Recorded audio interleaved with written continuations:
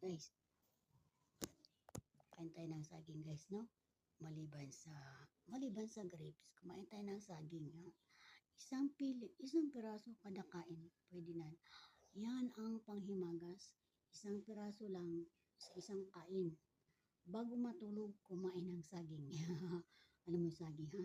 Saging na prutas ang kainin, ha?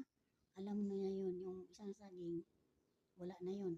Yung saging na prutas, kumain ka pagkatapos kumain ng hapunan o tanghalian, umagahan, magsaging ka. Bago matulog, magsaging ka din, ha? Panghimagas saging. Oh, yan, oh. Oh, ha? No, saging. Saging at grapes. Oh, saging at grapes. Ayan. Oh, ang gulo. Ang gulo ng ano, ha?